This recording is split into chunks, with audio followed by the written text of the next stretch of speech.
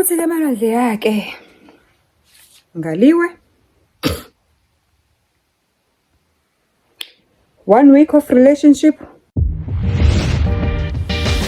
Hello, sanibona nidumelang igama uZandi isibongo umfeka uMalwandle lo Lwandle kalwela lwezibhekane zonisihambela lekude phezulu. It's a story time. It's a story time. It's a story. After intshumayelo ende umuntu angishumayeze ama-hours ngama-hours ukuthi bamenzani o-ex bakhe kuze babe bawo-ex today o-ex-wife bakhe. Kangagcina lapho wangitshela ukuthi le yami naye ngeke isebenze ngoba mina I want a decent relationship, I want stability, I want consistency, I want somebody who's gonna be there for me, and yena is not a boyfriend material. Uthi those were the words he used, what I am not a boyfriend material. Mina kusho ukuthi ke le yami nawe ngeke isebenze. Nangu phela boyfriend material usengalile. Uthi Malwandle, being the person that I am, ngikutshelile ukuthi I'm a grounded person and amaphapha ngiwaphakamisi unnecessarily. Uthi being the person that I am, uthi yazi communication iqhubeka nje throughout the weekend ngazi futhi osasicommunicateanga nakangakanani other than ukuthi ngaphendula le message ngiyiphendula ngithi ayi ngiyakuzwa ukuthi uthini kodwa leyo isho yona noyifuna izokwenzeka in my own terms. Uthi Sunday morning ke vele ke I have to communicate naye because now I have to tell him ukuthi ngiyasuka ngizosuka sikhatsini sihamba kanjani and all that. Uthi ayike ngisuke ke ngiprepare ngihambe ke sisuke sihambe ke manje sisibuyela kuphi back to work to our workplace in Durban. Uthi Malwandle ngibuza sixoxana la endleleni. Uthi Malwandle ngicela ukutshela ukuthi angikaze akaze kuze kwenzeke lutho. Uthi yabona mase kuthi uhlangene nohlanya. Mase kuthi uhlangene nohlanya.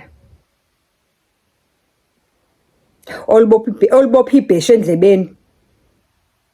Usukusenkingeni. Moke nje waqondana nohlanya olbophi ibheshe endlebeni, usukusenkingeni. Uthi hayisahamba ngaze kwenzeke lutho. Masihamba la endleleni ngathi akaze kwenzeke lutho. Siyaxoxa nje ama general talk angenzi sense nje phela ukuthi siqhubha usuku siqhubha conversation mude kabu 9-10 hours lo isazo driver siphindele emuva. At some point kufanele sime somewhere because it was early when we left, because we are driving and we've agreed ukuthi we don't want to rush, so at some point we have to stop somewhere and find something either to drink or to eat or whatsoever. Okay, being the person that I am, we stopped somewhere. One of the ultra cities. We went to Wimpy, we find food, and then I even paid for the food.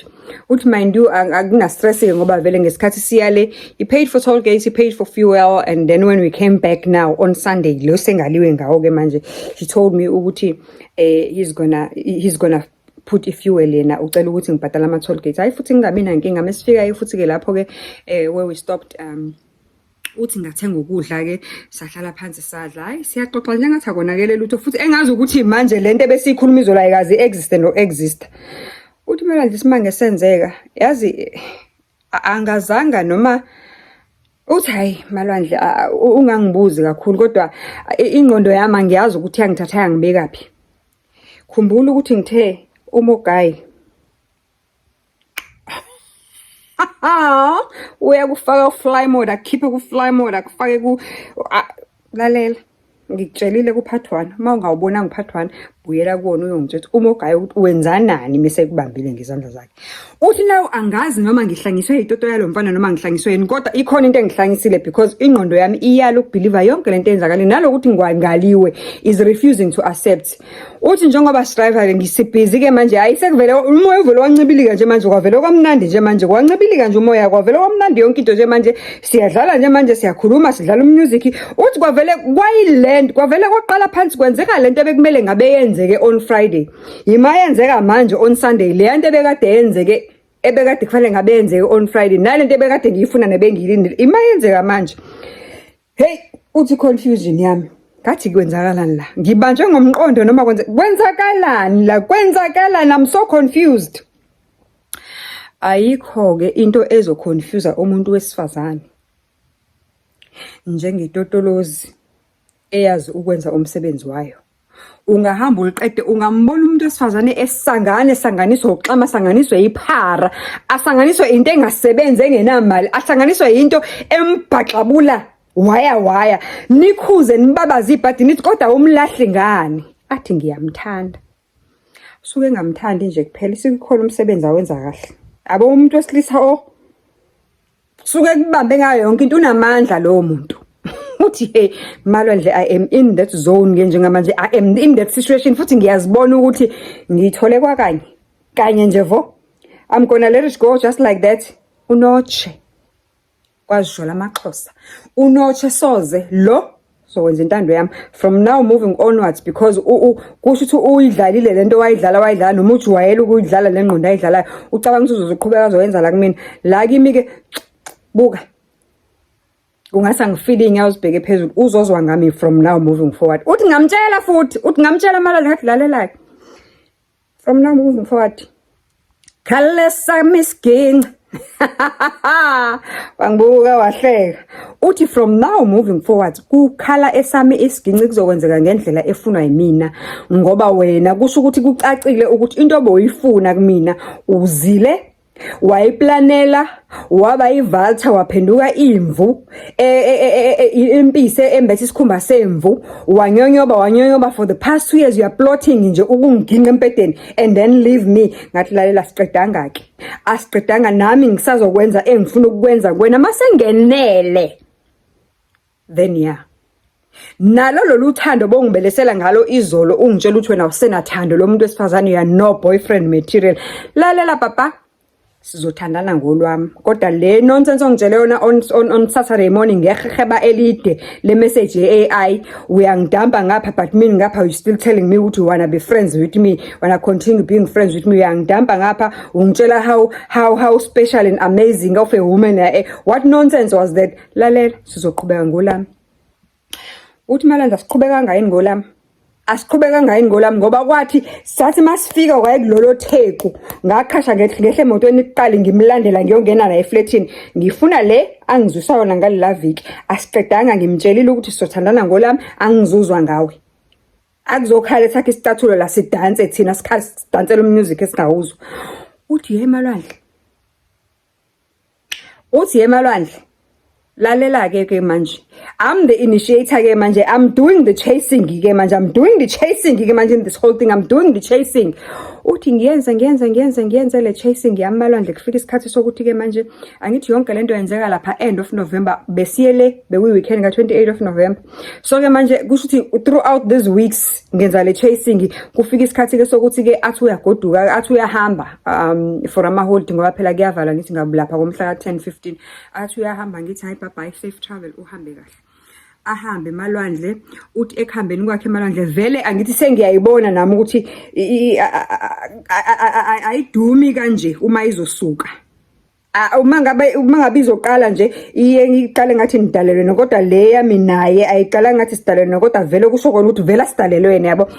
Uthi kuphinde kungene enye imessage ithi ke manje imessage uhamba ngoba angithi sasikade sikhulumile prior, uthi sasikhulumile prior ukuthi ngangibuzile kahle ukuthi uhamba nini for ama-holiday, i-leave yakho uyifakela ukuthi uhamba nini. Uthi impendulo yangacaca kangangokuthi yathi impendulo mayingacaci waze wa-highlighter before yonke leya drama, uthi waze wa-highlighter nanokuthi kunanokwenzeka ukuthi yena angahambi nokuhamba ekhaya kuwe yashesha ukumbhora. Well nga-understand-ke ngoba phela most omdala bo ujwayele ispace sakho and everything, uthi ekhaya kuwe yashesha ukumbhora. The only thing ezomhambisa ukuthi ufuna ukuyolungisa leya moto besihambisela ama-party, hence besihambe sonke ukuyale. Uthi mangabe ngathola ngazi ukuthi yini le bekufanele ayithole, mangathola ukuthi nokuthi kusho ukuthi that completes ukuthi umsebenzi wenzeke akwazi uyilungisa kahle. That's the only thing ezomphusha ukuthi ahambe, but otherwise ekhaya kuba mbhora it's even possible ukuthi unokungahambi. Uthi ke Malwandle ke masifika ke manje ngaqhasha ngaphuma kuqala kwa phezulu, ngafike ngazibambela ngathi lo uzozwa ngama ngizokudlala. Uthi ngafike ngazibambela Malwandle, ngathatha into engiyifunayo, ngancela engifuna ukukuncela, ngathola engifuna ukukuthola, ngajuluka engifuna ukujuluka. Mangiqeda lapho ngangena eshaweni ngaphuma ngahamba. uthi ke Malwandle siyachasana ayona uthi siyachasana, I'm the chaser manje. Whenever ngifuna mina ngiyasholo mina ukuthi ngiyafuna, I initiate ukuthi ngiyafuna. And lalela mind you, akathi hayi kodwa umile kuleyo ukuthi yena akayo boyfriend material, and yena ngendlela ngayo boyfriend material ngakhona is even decided nje ukuthi life yakhe nje is build a wall around himself, is build a wall ukuthi never ever love umuntu esifazane the way athanda ngakhona abafazi bakhe kodwa bambetray kwathini. Hey, izinto esihlangana nazo. Uthi Malwandle, lalela mndichase ngoku, ndiyahamba ngifike ndizithathele ndifuna ndiyikhuphe ngiyifunayo, ngiyiphindise ngayifuni, ngithathe le ngifuna ngiphume ngihambe. Uthi sawudlala lo mdlalo kwazi kwawo ukuthi uyahamba ke. Lalela mehamba. Athi uyahamba ngithi bye bye, and then kuphinde kungene another message later on that very same day. Khumbula ukuthi communication akuseyona nje communication yabantu abaqala something emnandi, ngoba angithi iqale kambi vele sekuwukuthi kusho ukuthi mina mangifuna into engiyifunayo ngiyahamba ngiyoyithatha, kusho ukuthi nami sengiyitshelile futhi ekhanda lami ukuthi la kusho ukuthi ngizothiba inqano ngoba vele le yona ayidli ipapa le way. So uma ukuthi kukhona la engadla khona and ngiyabona ukuthi ku healthy, ku clean, ku fresh, let me rather ngithi nje isikhashanyana and then mase ngi right. Uthi sikulo situation ke Malwandle nomlisa the day engisendele message uyagoduka the following morning ngithi bye bye, and then later on the day aphinda send another message athi he's going home because kushoniwe ekhaya kubo. Kushone ngibuze ke mina kushone bani, athi kushone umalume nogogo.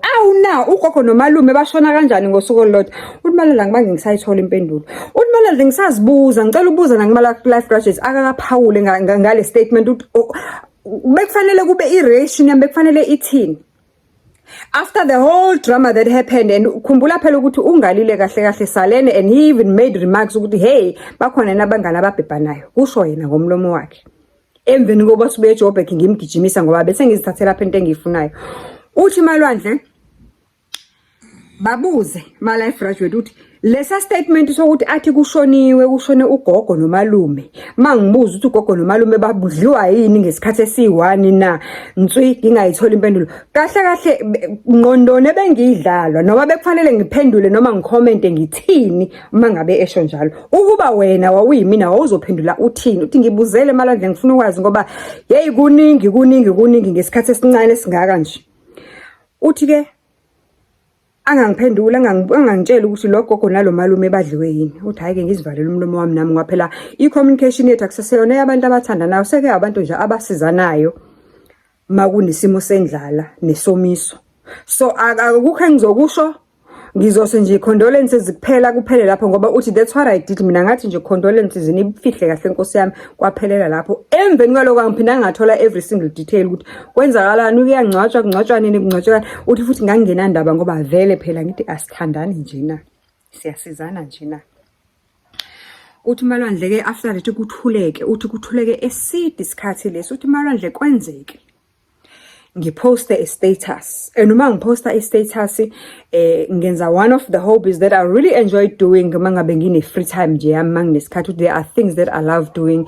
Some of the things that I do that I love including singing and includes some gardening and things like that. Uthi ngiposte a status and I am doing my gardening, ngiphethe a garden fork ngiyaphendula umhlaba ngangitshale something or uthi wayitshale something I don't know, kodwa something to do with ukutshala. Uthi Malwandle cabanga ngaloso sikhathi mhlambe sekula closer to Christmas, mhlambe kwaku 24 23 seku closer nje kodwa to Christmas, sigcine ukukhuluma ngale la viki lo mhla ka 5 6 December engitshela ukuthi ugogo nomkhulu basho ukubani ugogo nomalume bashonile. And now it's been two weeks of silent nje, dead silence, ayekho khulumayo. Ngiyambona ukuthi ubusy ucheckana nama status sami futhi anginandaba akudikiza ngisho nobhozo ngoba angazi ukuthi wahlola ama status sami ngoba uexpect ukuthi ufuna ukutholani kuona, akudikiza nobhozo ne. Uthi Malwandle asibuka le status avele a respond athi all I see is anger. Hayibo njani manje i-anger uyibona kephi? Uyibona ekutheni ukuthi ngiphethe imforoko ngiphendula umhlabathi ngemforoko ngiyatshala, and wena ubona i-anger? Kubona bonke abantu abasibonile status, wena wedwa ubona i-anger kusona. Uthi hey Malwandle ayabona ke lapho angizange ngizibambe nakancane, kwaphela ukuba ilady kwaphuma ngomnyango pish kwaflya straight kwabambela ukhulula .com wasflyisa ngeprivate ship lo wajika wawa. Uthi kwaphela ukuba iledi malwandle, kwaphela ukuba calm, kwaphela ukureasonisha. Uthi angiyanyanga kokuqala kokugcina, uthi hayi ngamusho ngamtshela indaba zakhe, ngamgiva ngaphuma kuye. Uthi ake manje siyalwa ke manje silwa ngale status ke manje back and forth ke manje. Uthi yazi kuthese kukade malwandle yabo ingqondo yamathi, why am I even entertaining rubbish? Why am I even putting energy yami where it's not even deserving to be put? Because kucacile ukuthi lo muntu lo imission yakhe is a mission that I will never understand ukuthi mayelana nani. And mind you right now Malwandle as we speak useka into engayazi, seka stranger okwangempela oqala ukugcina, and I don't even understand what is going on. Uthi Malwandle sihambe ke isikhathi kuvula emsebenzini ngomba mhlakabani 5/7 I don't know ngesikhathi abavula ngaso. Uthi kuvula emsebenzini sibuyele officeini. Uthi hayi ke siyabonana nje office. Uthi kuthe khona lapho kusanda kubonana kanjalo eofficeini. Uthi Malwandle, there is a girl that I had asked him ngesikhathi sisakuleya talking phase kula ama Thursdays wethu night wethu ayemnandi. Ngambuza ngoba ngake ngimbone, ngiyamazi ukuthi she's a friendly person ohleze ephithizela nje nabantu, okhuluma nanombani yabo, okhonziwe futhi abantu. So ngambuza because these two girls, they looked oddly close, more like the same way mina naye sasi close ngakhona. I asked him about this other girl because kwenze ukuthi the other time before ngesikhathi abantu besape speculate ukuthi kunokwenzeka yini ukuthi mhlambe siyawe in a relationship. Uthi way before uthi yakhumbula lesikhathi, yes. Uthi leso sikhathi kwenze ukuthi sathi siphume liftini mina naye siqhubana siyothenga isnack. Sathi masithi gqigqi eliftini siyaphuma phansi, sabe sihlangana nale ntombazane izongena eliftini, and mayingena eliftini ntombazane yenza i-remark that did not make sense to me at all, but I knew ukuthi the only person who can do such a remark akafunanga kuyisho ukuthi yayithini. Umuntu ongakwazi ukusho such a remark is the person who is highly close to lo muntu akhuluma naye, and it's very personal. Uthi nami ngimdala ngayi analyze into ayisho lamntana ngendlela ayisho ngayo, ngabona ukuthi kusho uthi lapha. And uthi kwa that day even though kwakungekho lusola lenzeka, ngambuza ukuthi hayibo niyajola yini, because its statement somehow it sounded more jealousy. It sounded more questioning. Uthi even naye i-reaction yakhe kwaba ngazi ukuthi umuntu ongazufuna ngathi ufuna ukuhlehlela ukubuyela emuva eliftini, ngazi ukuthi yabo umuntu mangathi uyangabaza ukuphuma, ngathi akafuna ukubonakala ukuthi uhamba nawe. Uthi wenza that reaction eyangenza ukuthi ngaze ngambuza hayibo i-girlfriend yakho yini. Kodwa uthi waphendula wathi cha yona i-girlfriend yami. So uthi mase kufika leya talking stage yami naye ke ngaqala phansi ngabuyela ke ngayo umbuzo ukuthi hayibo uzibani nenzanani naye. Uyakhumbula ngale langa wenzeka u1 no2 no3 sihlangane liftini kanje kwenzeka kanje, and then from that day onwards ngaqaphela ukuthi lo girl akasangikhulumisi at all, even though we were not friends. But you know most mangabe ngama colleagues niyahlangana emacorridoreni, hi uyabona ubuso bomuntu, kodwa uyasho ugirl ukuthi from that day moving forward that girl sihlangana naye phansi eliftini. Ugirl lo girl wavela washintsha completely nje, wavela mangabe sihlangana no life graduate ema passage nasema corridoreni useyamhlinela. Uthi ngambuzo uthi hayi asenzani lutho naloyo nje uzitshela nje ukuthi we high valued woman, and futhi mina ngamtshela ukuthi ngeke ngize ngimshele. Uthi hayibo le response lena. Uthi but I didn't think much of the response at the time. Ngayiyeka nje kanjalo uthi hayi mhlambe let me just take his word for it, ngalendlela ayisho ngayo uyayazi into ayishoyo, even though it's not making sense to me. Kodwa uyazi into ayisho ngoba at this point akaphendula into engiyibuzayo ukuthi nenzanani nayo, because umbuzo wami uthi nenzanani, nashelana nike nalalana nike nathandana kwenzakala, azange ngiphendule. Uthi yadlula ke leyo. Uthi Malwandle, there is also another girl ebengeke ngibona bayathanda na ukuqhubana naye le girl banako nje ukuba close nyana oku-odd nyana. Uthi ngambuza nangalo muntu lo munye ke istory sakhe sena sithini. Uthi lalelake sivulile manje emsebenzini, this other day ke sazibana ekugcineni sigcine siqale ke sesixoxa normal njengabantu abaphilileyo, kwangazi ukuthi nayo lento yethu siyayireconcilia somehow. Uthi ngaleso sikhathi kusase quiet, angithi vele abantu abaningi abakubuye officeini. Uthi kusase quiet, uthi Malwandle ngiyamfuna ngoba ngimfunela ukuthi wengithembise ukungenzela something, ungilungisela something emotweni. Njoba ngiloke ngimfuna, ngimbonile ukuthi ukhona officeini, nami ngikhona officeini. But the thing that I didn't know ukuthi ubhizi nalogele officeini bahleli bayaxoxa amalwandle inkulumo yabona ukuthi ijulile nje abantu abangadingi ngisho ukuphazanyiswa. And njoba ngiza ngasekhorridor ama office wethu anama glass uyakwazi ukubona i-reaction nento enze umuntu even though it's frosted glasses enze ukuthi ungaboni clearly kodwa uyayibona i-reaction yomuntu uthi malwandle ngibhizi ngiyamfonela ngiyamtexta akaphenduli and ngiyazi ukuthi ukhole office ngize ngisukume ngihambe ngiwalk down the corridor ngiye on the other side la hlala khona. Mangithi ngiyafika ngaso sikhathi ifone yami isendlebeni kumina ngiyamfonela ngoba ngifuna pick up ifone ngifuna umtshela ukuthi hey phela sihambe siyokulungisa lento bathi uthemba usungilungisela yona. Uthi ngiyambona umuntu uhleli nalogele officeini uthatha ifone uyayiphendula nje uyayibheka kanje uphinde uyiphindisela phansi akangiphenduli. Uthi at that time ngese ngazi ukuthi sesizinto esezi right esezikhuluma again. Uthi Malandla did I not break my heart? Did I not break my heart ngendlela engazange ngiunderstand? Uthi Malandla hey angazanga ukuphukelwa inhliziyo kunje ngathi hayibo kanti kwenzakalani ngami sengiyagula senginjani ngoba bengizitshelile nje ukuthi lapha ngiyangena ngiyaphuma ngithathe engikufunayo ngiyaphuma ngiyahamba manje why uthi kwabuya nalento engangimbuze lona wakudala ngalamantombazane engangiphenduli into eqondileyo uthi inganyaka kokugcina Malandla kodwa ngawuhlisa umoya ngawubamba umoya yezwa uthi hayi ke lathi lishona kilanga ke sasesicabuzene ngalolu langa uthi ungangibuza ukuthi kanjani kodwa nje lathi lishona ilanga nje sasisi happy sesi right sesicabuzene sesiplane ne off date elandelayo. Uthi Malandla that is qala konyaka ke manje uthi Malandla ngilinde ngoba ngiza ke manje kuFebruary ngiyezwa kuFebruary Malandla he gifted me ngibhodlela lotshwala and mind you angisesona isidakwa Malandla ngiyaphuza nje very few people know ukuthi ngiyaphuza and those people who know ukuthi ngiyaphuza are people who are very close to me. You'll never see me drinking in a public space, you'll never see me drinking emaklabhini uthi nje I'm just a quiet and grounded person like that. Uthi have I ever been offended by umuntu wesilisa engipha igift yotshwala ngoFebruary ngeValentine's engipha igift yobhodlela lotshwala? I did not know what to think of it. Maybe I overthink it kodwa nje I was offended ukuthi ungithengele ibhodlela lotshwala. Uthi fine ke Malandla idluleke ke leyo kube ngazi ukuthi ke manje lento yethu iqala phansi kabusha ke manje again isiqala phansi kabusha kwesingakhi aningibaliseni hey I've lost count sa busy story kodwa njengamanje ngikhathele ngicela ukuthi lento siqale kahle la kuqala khona ke manje isikhathi esinormal sokusebenza noFebruary lo wabethengelana utshwala siqhubeze lapho ukuthi kwenzakalani up until now. Cabanga ukuthi it's a short space sikanganani la from November December January February manje hey baze bavuvayana abantu we Jola not andizi